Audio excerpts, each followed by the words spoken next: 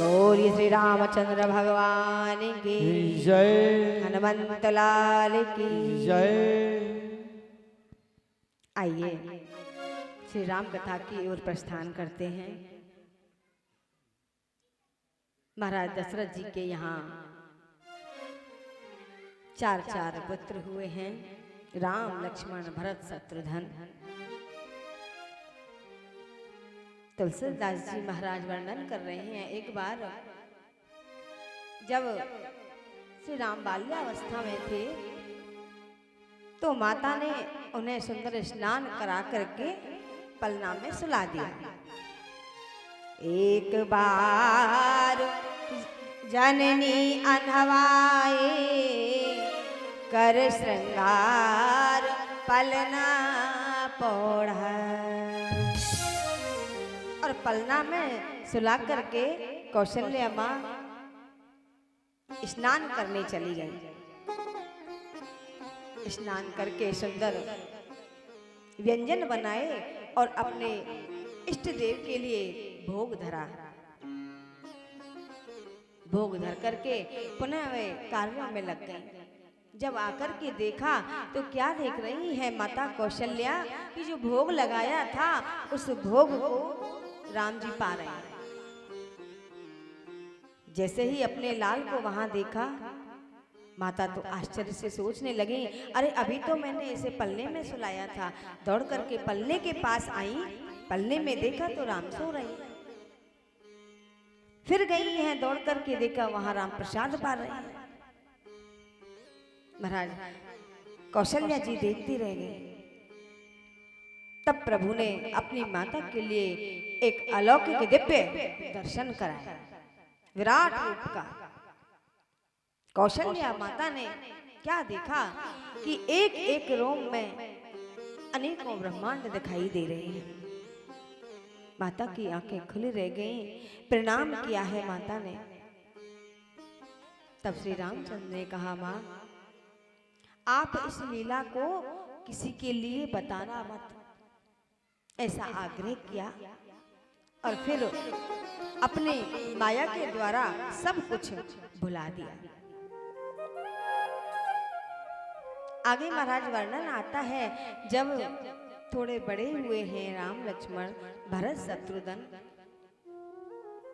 तो ये चारों भाई आपस में एक दूसरे से विशेष स्नेह करते हैं, बहुत प्रेम करते हैं।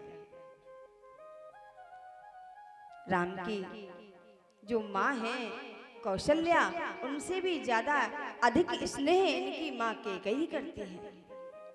राम केवल माता कैकेयी के हाथ से भोजन करते हैं।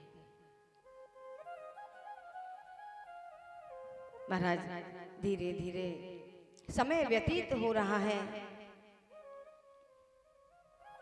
एक बार इनके यहाँ विश्वामित्र जी पधारे। महाराज दशरथ जी ने खूब स्वागत किया, चरण धोए, कुशल क्षेम पूछी। तब विश्वामित्र जी ने कहा, महाराज क्या बताएं, और तो सब ठीक है, लेकिन जब हम भजन करते हैं, यज्ञ करते हैं, तपश्चर्या करते हैं, तप करते हैं, तो जो राक्षस लोग हैं ना, वो हमें बड़ा परेशान करते हैं।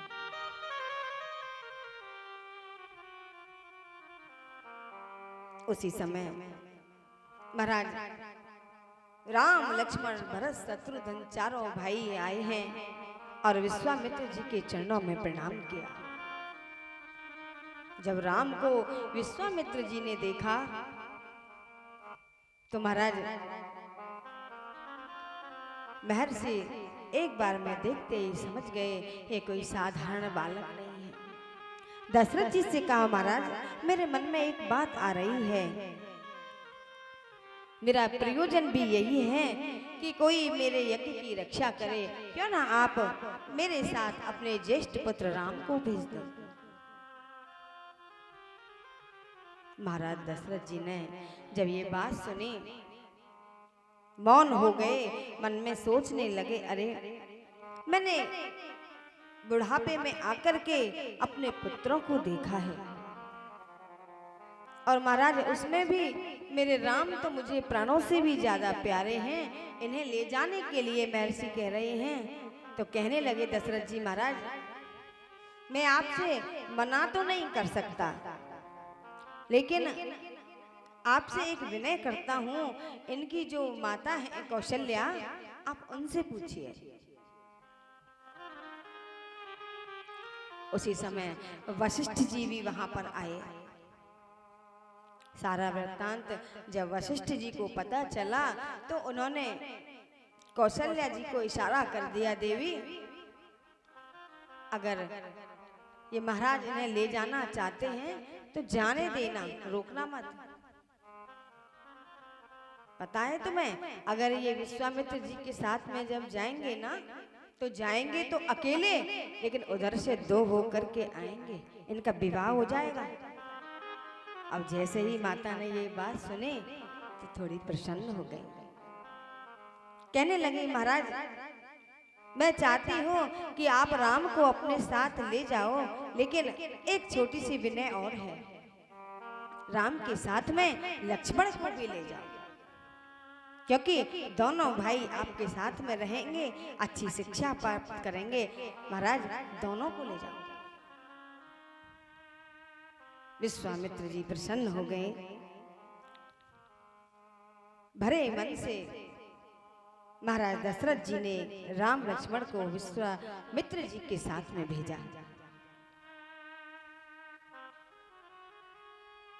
महर्षि विश्वामित्र जी राम लक्ष्मण को लेकर के जब आ रहे थे तो वहां क्या देखा है वन में कि एक ढेर लगा हुआ है अस्थियों का। कहने लगे, महाराज जी क्या है? विश्वामित्र जी ने कहा, राम यहाँ एक राक्षसी रहती है जिसका नाम है ताड़का। महाराज इसने बहुत परेशान कर रखा है। इतना कहना ही था कि वो राक्षसी ताड़का आ गई। जब राम लक्ष्मण दोनों ने ताड़का को देखा तो राम जी विचार करने लगे, यहाँ वन में मैं राक्षसों का उद्धार करने के लिए आया हूँ, इन्हें मारने के लिए आया हूँ, लेकिन सबसे पहले मेरे सामने एक स्त्री आई है, इसका वध कैसे करूं? क्षत्रिय को ये शोभा नहीं देता। लेकिन प्रभु श्री राम ने अपने गुरु की आज्ञा लेकर के वे धनुष को उठाया है और एक तीर उस ताड़का में दिया। महाराज उस तीर के लगते ही, उस बाण के लगते ही ये ताड़का पधार।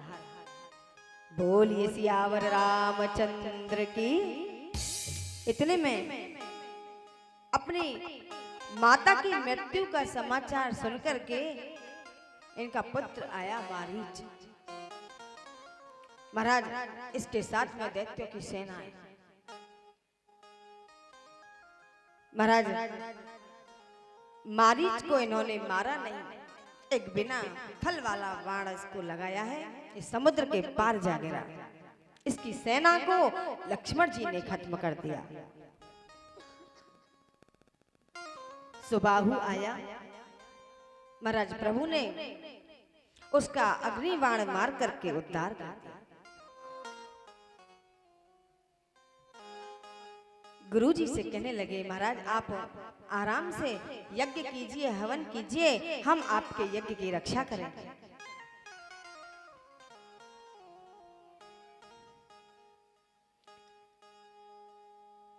यज्ञ की रक्षा में राम लक्ष्मण लगे हुए हैं, चारों ओर घूम करके यज्ञ की रक्षा कर देते हैं। एक बार जब राम लक्ष्मण यज्ञ की रक्षा कर रहे थे तो कुछ दैत्य, कुछ राक्षस आए और उस यज्ञ में रक्त और हड्डियां डालने लगे। राम लक्ष्मण ने जब उन्हें देखा, उनका भी उद्धार कर दिया। इधर महाराज एक राजा हैं जिनका नाम है जनक जी। जनक महाराज बड़े ही धर्मात्मा राजा हैं। इनकी पुत्री का नाम है सीता। इन्होंने अपने मन में विचार किया कि मैं अपनी पुत्री सीता का विवाह करना चाहता हूँ, लेकिन कोई योग्य वर तो मिले। पत्र का भेजी है, जहाँ अनेकों राजा रहते हैं वहाँ पत्र का भेजी है। पत्र का में लिखा हुआ है कि सभी मेरे जनकपुर में आइए, और यहाँ मैंने एक सुंदर धनुष यज्ञ का आयोजन रखा है। जो धनुष है वो भगवान शंकर का दिया हुआ धनुष है। इस धनुष को उठा करके जो इस पर प्रत्यंचा चढ़ाएगा उसी के साथ में मैं अपनी पुत्री सीता का विवाह करूंगा। देश देश पत्र का भिजवाई। जो राजा लोग होते थे ना, वो राजाओं के साथ में महात्माओं को और संतों को भी निमंत्रण दे देते। महाराज, हमारी यज्ञशाला में आप पधारिएगा हमें आशीर्वाद देने के लिए। एक पत्र का विश्वामित्र जी के पास गई, तब विश्वामित्र जी ने सोचा कि चलो हम भी जो यज्ञशाला है महाराज जनक जी की, वहां चलते हैं, वहां का नजारा देखते हैं। राम लक्ष्मण को लेकर के जब विश्वामित्र जी चले तो रास्ते में विश्वामित्र जी ने एक शिला को दिखाया, के पास में ले गए, कहने लगे राम, ये जो शिला है ना, ये गौतम ऋषि की नारी है, और उनके श्राप से ये शिला बन गई है। राम ने उन्हें बड़े प्रेम से निहारा। क्या देखा, चारों तरफ जितने भी पेड़ थे वो सब सूखे हुए थे, केवल एक तुलसी का जो छोटा सा पौधा था बस वो ही हरा भरा था।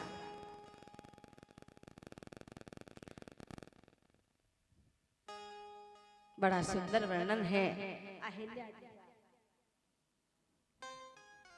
गौतम नारी श्राप बस ओपल देह धर धीर, चरण कमल रज चाहती, कृपा करो रघुवीर। महाराज, आपके चरण कमल अगर इसका स्पर्श करें तो महाराज इसका उद्धार हो जाएगा। पर सत पद पावन शोक नशावन, प्रगट भई तब पुंज सही, देखत रघुनायक जन सुखदायक, सन्मुख होए कर जोर रही। मानो गौतम ऋषि की नार अहिल्या हाथ जोड़ करके कह रही हो, प्रभु मेरा उद्धार करो। अति प्रेम अधीरा पुलक शरीरा, मुख नहीं आवहि वचन कही, अतिशय बड़ भागी चरण लागी, जुगल नयन जलधार वही। महाराज भीतर ही भीतर वो अहिल्या रो रही है। महाराज, हमने सुना है तुमने लाखों को तार दिया, सुना है तारे हैं तुमने लाखों, जो हमको तारो तो हम भी जान। महाराज, हमने सुना है तुमने लाखों जीव को तार दिया महाराज, अब की बारी हमारी है। प्रभु श्री राम ने अपने चरण को शिला से जैसे ही स्पर्श किया वो तुरंत नारी रूप हो गई। बोलिए सियावर रामचंद्र की जय। अहिल्या का उद्धार किया है भगवान ने। फिर चले हैं जनकपुर की तरफ। अपने गुरुजी के साथ में जनकपुरी में घूम रहे हैं और जनकपुर की शोभा को देख रहे हैं। देखते देखते पुष्प वाटिका में पहुंचे हैं। जब पुष्प वाटिका में श्री राम पहुंचे तो वहां एक सखी ने राम जी को देखा। जैसे ही राम जी को देखा तो वो अपलक नेत्रों से राम जी को देखती रह गई। विधाता ने आज कृपा करके ऐसा सुंदर दृश्य मुझे दिखाया। अन्य सखियों को आकर के ये बात बताई। महाराज सीता जी भी उस पुष्प वाटिका में गई। सखियों द्वारा जब ये बात सुनी, सीता जी ने भी राम जी को देखा। प्रथम मिलन हुआ है सीता राम जी का। दोनों एक दूसरे को निहारने लगे।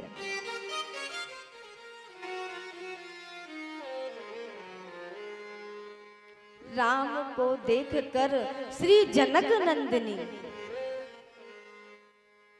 बाग में यूं खड़ी की खड़ी रह गई। राम देखे सिया को, सिया राम को, चारों अखियां लड़ी की लड़ी रह गई।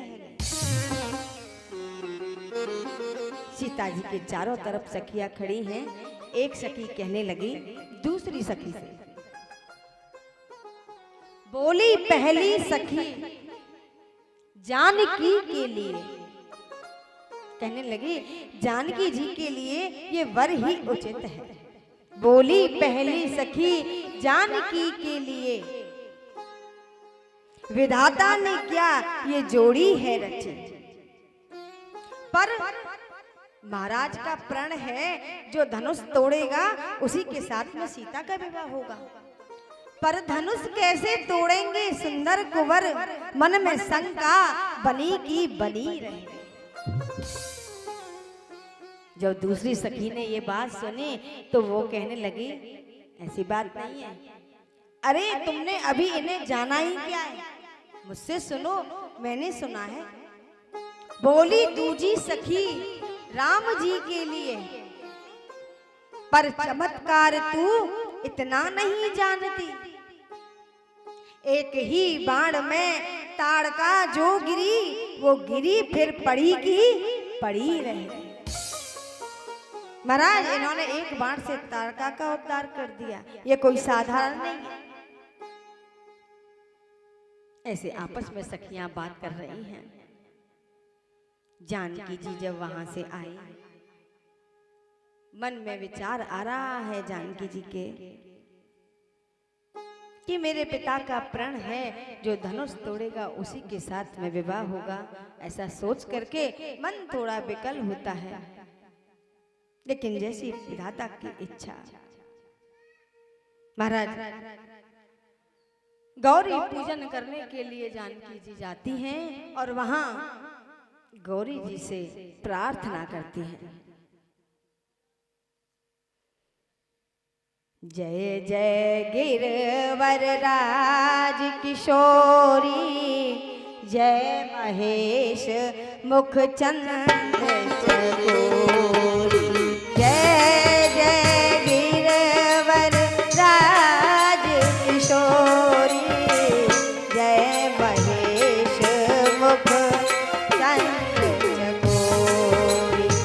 जय गजवदन षडानन माता, जगत जननी दामिनी तुझे गाता। नहीं तब आदि मध्य अवसाना, अमित भाव भव भव विभव पराभव, भव भव विभव पराभव कारणि, विश्व मोहन स्वस विहार। जय जय गिरवर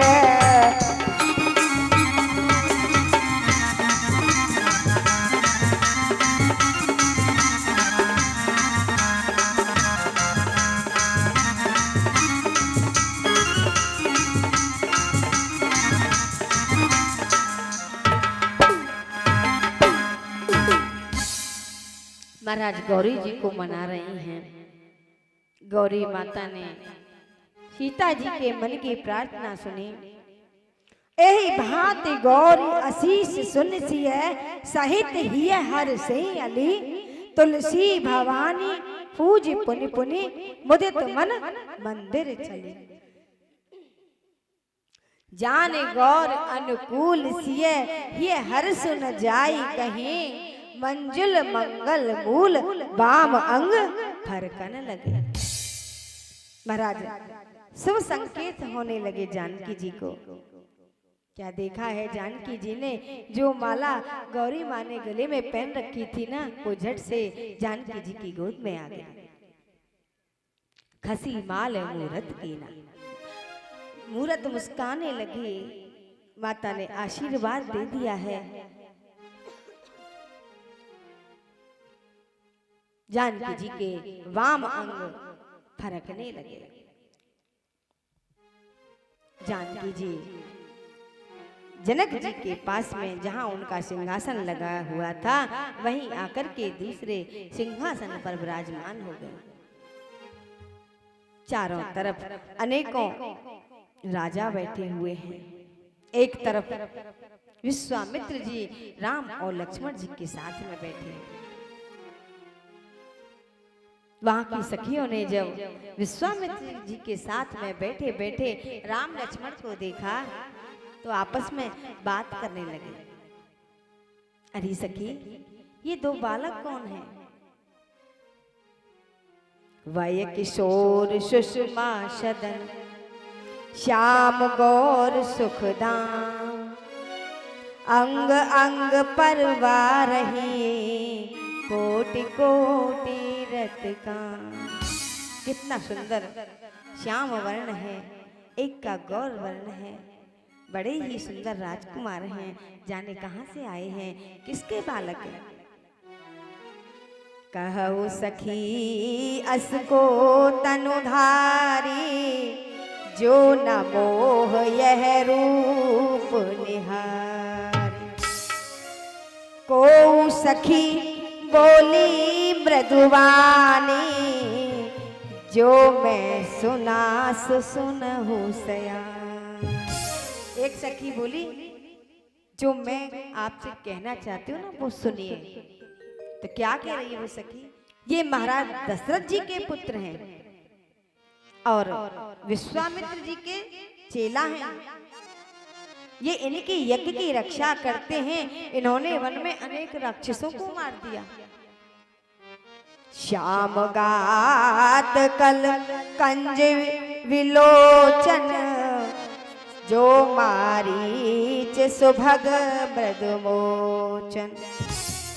कौशल्या सुत सो सुख खानी। आहा, क्या कह रही है सखी? राम नाम धनुषायक पान। जो गौर्ण वर्ण के आप देख रही हो ना, इन्होंने मारीच को मारा। ये कौशल्या के पुत्र हैं। गौर किशोर विशुवर काछे कर सर चाप राम के पाछ। लक्ष्मण नाम राम लघु भ्राता अरे सुन सखिता सुमित्रा माता। और जो गौर्ण वर्ण के तुम देख रही हो ना, ये इनके छोटे भाई लक्ष्मण हैं। इनकी माता का नाम सुमित्रा है।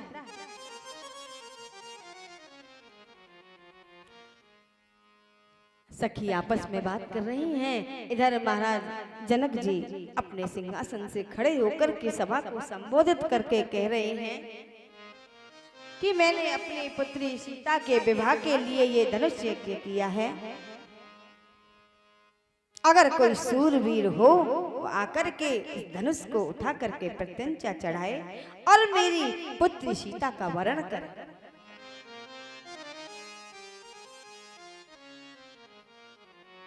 इतना कह करके महाराज बैठ गए। अब एक एक करके राजकुमार आते हैं, धनुष को उठाने की कोशिश करते हैं, लेकिन धनुष इतना भारी था, उठाना तो दूर हिला भी नहीं पाए। एक एक करके आ रहे हैं और हताश होकर के नीची गर्दन करके फिर अपने सिंहासन पर जाकर के बैठ जाते हैं। बड़ी देर हो गई, कोई धनुष को उठा नहीं पाया। तब महाराज जनक जी मन में सोचने लगे, कहीं मैंने कोई प्रण गलत तो नहीं ले लिया। अगर आज किसी ने ये धनुष नहीं उठाया तो मेरी पुत्री सीता तो कुंवारी ही रह जाएगी। पुनः खड़े हो गए हैं और सभा को संबोधित करते कह रहे हैं, अरे ये आज मैं क्या देख रहा हूँ, मुझे लगता है ये पृथ्वी क्षत्रियों से विहीन हो चुकी है। आज कोई ऐसा धनुर्धारी नहीं बचा जो इस धनुष को उठा करके प्रत्यंचा चढ़ाए और मेरी पुत्री सीता के साथ में विवाह करे। महाराज जनक जी की बात को सुन करके लक्ष्मण जी तुरंत खड़े हो गए और कहने लगे, महाराज ये आप क्या कह रहे हैं? एक क्या ऐसे 100 धनुष भी हो तो हम अभी तोड़ दें। विश्वामित्र जी ने लक्ष्मण जी की ओर देखा, हाथ पकड़ करके बिठा लिया, बोले बैठ जाओ, अभी तुमसे बड़े भैया राम बैठे हैं।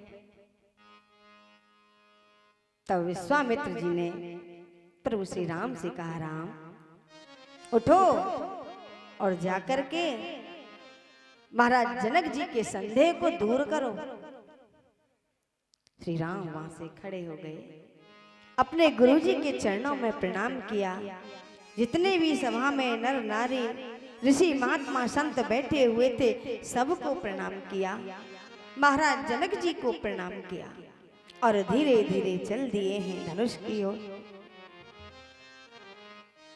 धनुष के पास में आकर के भगवान शंकर का ध्यान करते हुए धनुष को प्रणाम किया।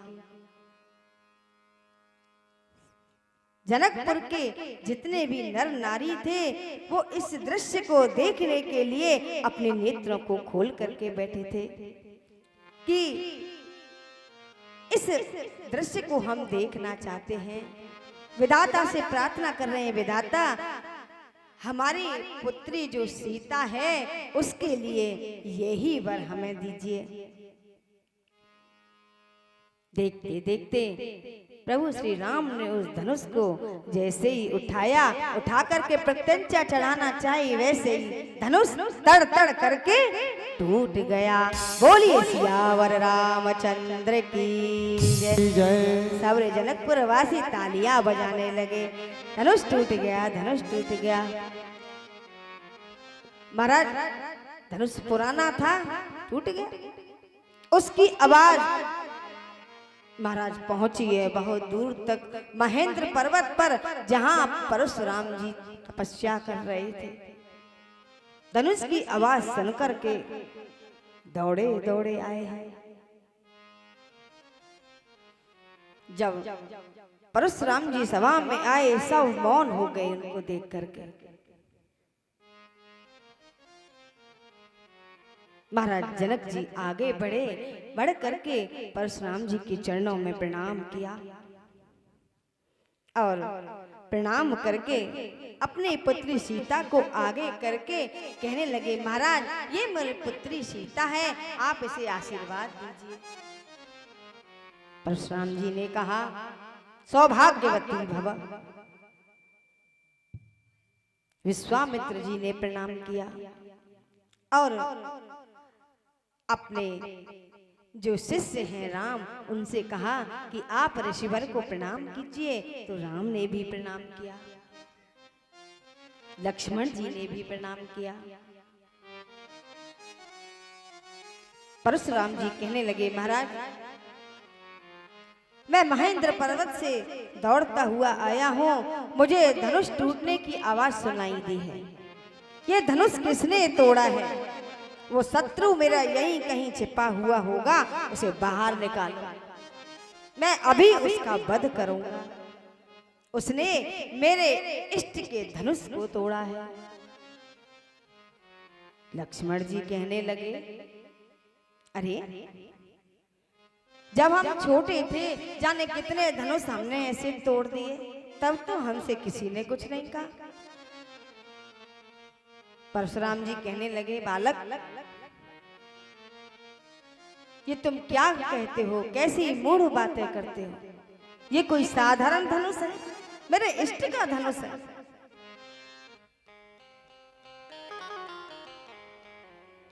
लक्ष्मण जी कहने लगे, महाराज सुनना तो हमें भी अच्छा नहीं लग रहा कि कोई कहे हमारे भाई के लिए कि हम उसका वध करें। जब ये बात परशुराम जी ने सुनी तो विश्वामित्र जी से कहने लगे, अरे अपने चेला को समझाओ, इसे यहाँ से भेज दो। अगर ये मेरी नजरों के आगे रहेगा तो मैं इसको मार डालूंगा। लक्ष्मण जी कहने लगे, महाराज आप ही अपने नेत्रों को बंद कर लो, मैं दिखाई ही नहीं दूंगा। उसी समय प्रभु श्री राम आगे आकर के हाथ जोड़ करके कहने लगे, नाथ शंभो धनु भंजन हारा, होहि कोई एक दास तुम्हारा। नाथ शंभो धनु भंजन हारा, होई एक दास तुम्हारा। नाथ शंभो धनु भंजन हारा, होहि को एक दास तुम्हारा। दास तुम्हारा। महाराज जब राम जी ने ऐसे सुंदर वचन कहे तब परशुराम जी कहने लगे, आपने इस धनुष को तोड़ा? बोले हाँ, इस दास ने। अच्छा, अभी तुमने मेरे पराक्रम को नहीं देखा? लक्ष्मण जी कहने लगे, हाँ हाँ दिखाइए अपना पराक्रम दिखाइए। आपने अपने पिता के कहने से अपनी माता का गला फरसे से काट दिया था, बताइए अपना पराक्रम। महाराज परशुराम जी क्रोध के मारे उनकी लाल लाल नेत्र हो गए। तो श्री राम कहने लगे, ब्राह्मण बालकों की बातों पर बड़ों को क्रोध नहीं करना चाहिए। आप वध की बात करते हो, ऐसा तो कोई भी कर सकता है, मैं भी कर सकता हूं, लेकिन मैं ऐसा करूंगा नहीं, क्योंकि हम तो ब्राह्मणों के चरणों में प्रणाम करते हैं, उनका आशीर्वाद प्राप्त करते हैं। महाराज हम धर्म पर चलने वाले हैं, सत्य बोलने वाले हैं, अपनी मर्यादा में रहते हैं। जब ये बात प्रभु श्री राम ने कही, जब परशुराम जी अपने मन में विचार कर रहे हैं, ये कोई साधारण तो नहीं है। अब पलक नेत्रों से राम की तरफ देख रहे हैं, तो राम जी ने एक और सुंदर बात कही परशुराम जी से, विप्रवंश की अस प्रभुताई, अब होई जो तुम्हें डरा। जब ये बात परशुराम जी ने सुनी तो राम जी को देखते देखते उन्होंने उनके स्वरूप को पहचान लिया, जान लिया, मौन हो गए, दर्शन कर लिया, समझ गए प्रभु का अवतार हो गया है। चुपचाप वहां से चले गए। परशुराम जी के जाने के बाद अब सीता जी से कहा कि जाओ राम के गले में वरमाला पहनाओ। सीता जी वरमाला लेकर के सखियों के साथ में राम जी के समक्ष आई। जैसे ही राम जी के समक्ष आई, और राम जी तो लंबे हैं, क्षत्रिय है ना, और सीता जी छोटी सी है। अब सखियां कह रही हैं महाराज आप झुक जाओ, अगर आप झुकोगे नहीं तो वरमाला कैसे पहनाएंगी जानकी जी। महाराज सखियां कह रही हैं झुक जाओ। राम जी मन ही मन कह रहे हैं हम क्षत्रिय हैं, रघुवंशी हैं, झुकना नहीं सीखा, हम नहीं झुकेंगे। तब सखियों ने सेनापति को बुलाया और कहा सुनो महाराज से कहो ना जाकर के जनक जी से, तो राम जी से कहें थोड़ा झुक जाएं। सेनापति दौड़ा दौड़ा रहा जनक जी के पास में गया तो जनक जी कहने लगे देखो रघुकुल कमल दिवाकर को अपने घर बुलाकर हम झुकने के लिए कहें, ये हमें शोभा नहीं देता। अब दौड़ा दौड़ा सेनापति उनके गुरु जी के पास में गया, महाराज कहो ना अपने चेला से थोड़ा झुक जाएं।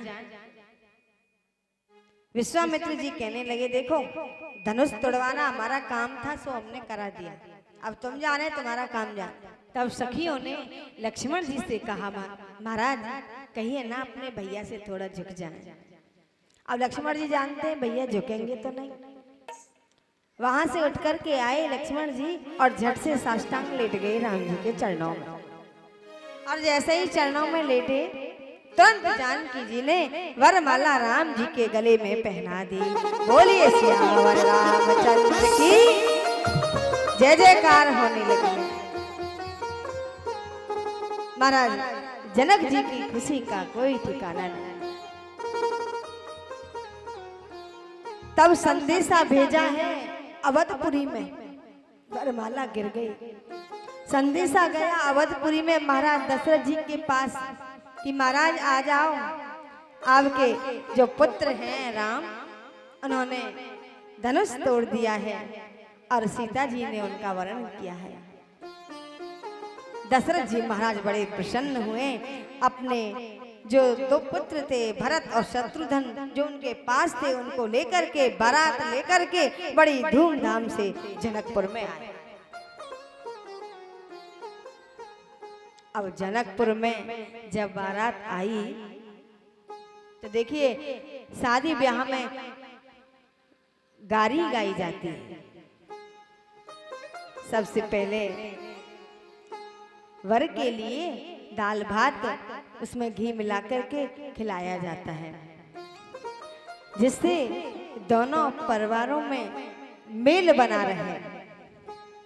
अब राम जी महाराज जब भोजन करने लगे तो जनकपुर की जो नारियां हैं वो गारी गाने लगी और गारी में कह रही है महाराज हमने सुना है तुम्हारी जो बहन है उनका नाम है शांता, तुम्हारी बहन एक बाबा के लिए ब्याही गई। ब्याह तो होना था किसी राजा के साथ में और हो गया किसी बाबा के साथ में। इस तरह से अनेकों प्रकार की गालियां दे रही हैं। महाराज तुम्हारे पिता जो दशरथ जी हैं उनके 3 रानी और जब ये गालियां श्री राम सुन रहे हैं मुस्कुरा रहे हैं, लेकिन लक्ष्मण जी को नहीं भा रही। शेषनाग के अवतार हैं महाराज, बहुत जल्दी क्रोधित हो जाए। महाराज रामचंद्र के सिर पर मोहर रखी हुई है, सेहरा बंधा हुआ है, लड़ियां लटक रही हैं, गालियां सुन रही हैं, लेकिन थोड़ा मन हुआ उन नारियों को देखने का तो मुस्कुराते हुए उन लड़ियों को हटा करके जैसे ही उन नारियों की तरफ देखा तो एक बड़ा आश्चर्य हो गया। क्या आश्चर्य हुआ? राज की बात सुनो सजनी, अरे राज की बात सुनो सजनी, मंडप में भयो एक अचरज भारी, जयवत बैठे सभी सुतचार, सब नार चढ़ी मिथिलेश अटारी। पर देखत राम को रूप अनूप, पर देखत राम को रूप अनूप, बुलाए गई सुध देखन वारी।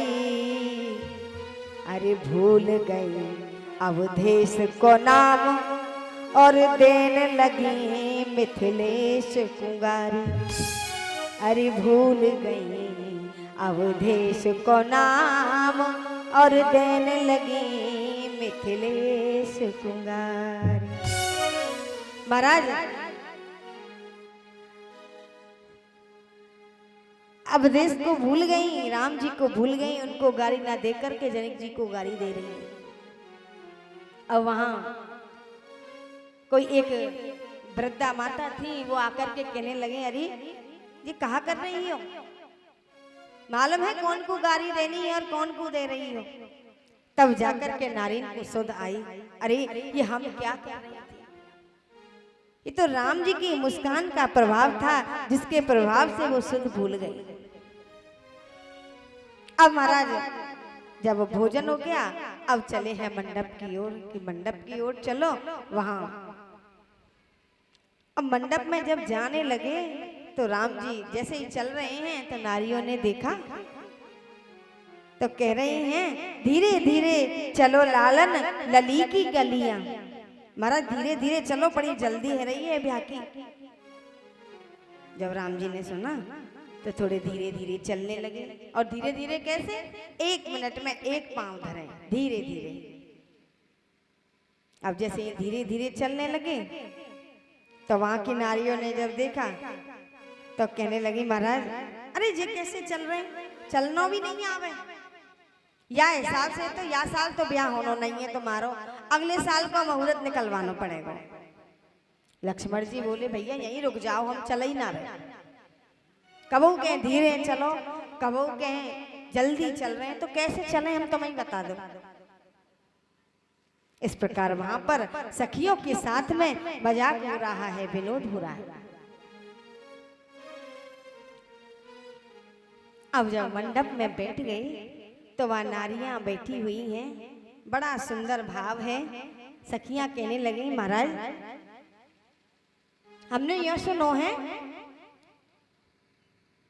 कि जब यज्ञ भयो अवधपुर में पुत्र प्राप्ति को, तो तब अग्निदेव खीर लेकर के प्रकट भये, बाके प्रभाव से जे बालक भये।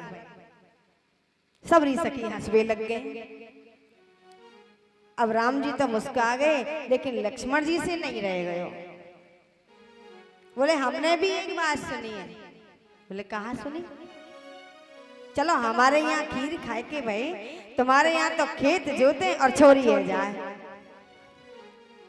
अरे ना दिन में होते हैं ना रात में होते हैं,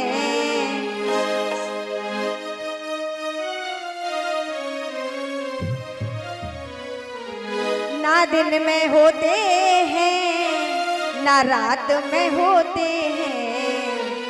अवधपुरी में पैदा लाला खा के खीर से होते हैं। अवधपुरी में लड़का पैदा खा के खीर होते हैं। ना दिन को होते हैं ना रात को होते हैं, ना दिन को होते हैं ना रात को होते हैं। अवधपुरी में पैदा लाला खा के खीर से होते हैं। अवधपुरी में लड़का पैदा खा के खीर होते हैं।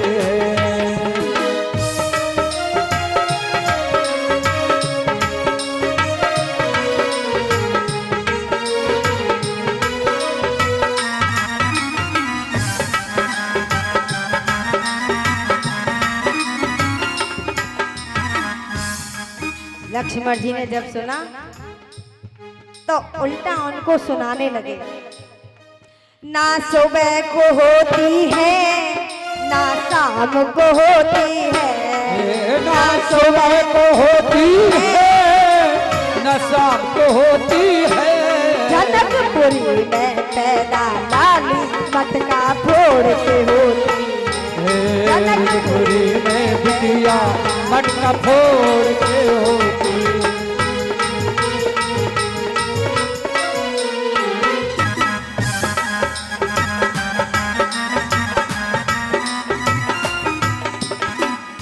लक्ष्मण जी कह रहे हमने सुनी है महाराज खेत जो तो मटका निकला फोड़ो और छोरी है गई। हमने भी सुनी है, हम भी जाने तुम्हारे बारे में। आपस में मजाक होने लगा, विवाह हो रहा है क्योंकि विवाह में तो ये हंसी मजाक चलता ही है। यहाँ सीता जी की और 3 बहनें थीं। दशरथ जी महाराज से जनक जी ने कहा महाराज आप चाहो तो आपके सब बालकन को विवाह हमारे जो पुत्री हैं उन्हीं से कर दें। तो राम का विवाह सीता जी से हुआ है, लक्ष्मण जी का विवाह उर्मिला जी से, भरत जी का विवाह मांडवी के साथ में किया और शत्रुघ्न जी का विवाह